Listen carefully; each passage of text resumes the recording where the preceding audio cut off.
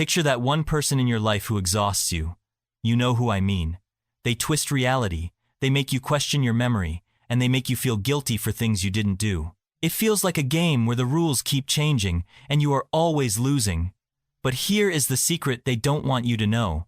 You are only losing because you are playing. Most advice tells you what to say, clever comebacks or arguments. But against a true manipulator, words are useless. Words are just ammunition for them to twist. What if I told you the most powerful way to beat them is to stop talking entirely? Today, I'm showing you 3 simple ways to shut down manipulators without saying a single word. These are psychological power moves that stop the mind games instantly. Before we get to the techniques, we have to fix the one mistake you are making right now. When a manipulator targets you when they criticize or accuse you, your body reacts. Your heart spikes, your face flushes, you feel the urge to scream, "That's not true!" That reaction, that is their food. Psychologists call this narcissistic supply. Think of a manipulator like an emotional vampire. They don't care about the facts.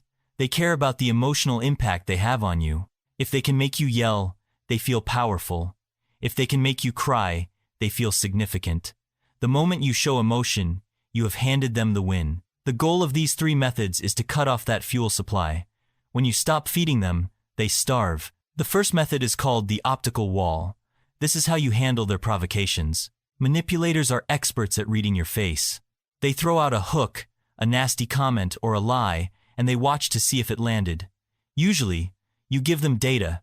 You look hurt or angry. Next time, I want you to do absolutely nothing. Relax every muscle in your face, unclench your jaw, smooth your forehead, and just look at them. Don't glare, that shows anger. Don't look down, that shows submission. Just look through them, like you're looking at a blank wall behind their head. Here is the trick. Count to 3 in your head. 1, 2, 3. It sounds simple, but the psychological impact is devastating. Their brain expects a reaction. When they don't get it, they experience a glitch. They start thinking, "Why aren't they upset? Is my power gone?" You become a mirror. Instead of seeing your pain, they are forced to see their own bad behavior reflected back in the silence. You become boring to them, and a manipulator cannot stand to be bored. The second method is for when they try to trap you. Manipulators love trap questions. Things like, "Why are you always so sensitive?" If you answer, "I'm not sensitive," you are arguing. If you explain, you are defending. No matter what you say, you lose. This is where you use the physical veto. Treat the conversation like a TV show and simply turn it off. You do not announce you are leaving. You use your body to end the engagement. If you are standing, turn your body 45 degrees away from them. This is a primal signal of disinterest. If you are sitting, pick up your phone and check a notification. If they keep pushing, simply stand up and walk away. The silence you leave behind is heavy. Most nice people rush to fill that silence because it feels awkward.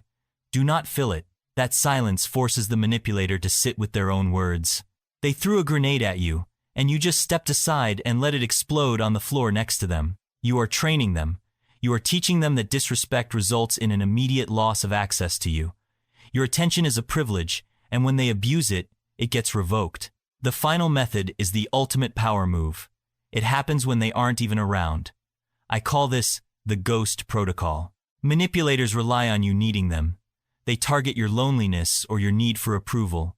To shut them down permanently, you must become unneedable. This means you build a life so full and happy that you genuinely do not have the energy for their drama. Start doing things that have nothing to do with them.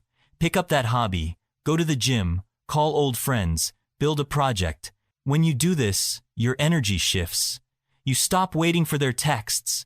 You stop seeking their validation because you are getting validation from your own achievements. This makes manipulators panic because indifference is the ultimate lack of control. When they try to guilt trip you, you don't feel guilty. You just feel busy. You look at them, and you realize you have better things to do. You physically stay in the room, but you ghost the drama. I know this sounds hard. You have been trained to be nice, but being silent isn't being mean. Protecting your peace isn't selfish. These people target you because you are a source of energy. But you are not a battery, you are a person. So, pick one method this week. Give them the optical wall. Use the physical veto. Start the ghost protocol. You don't need to win the argument. You just need to realize that you are the prize. If they can't treat you with respect, they don't get a reaction. If you are ready to take your power back without saying a word, hit that subscribe button. Stop talking. Start living. You've got this.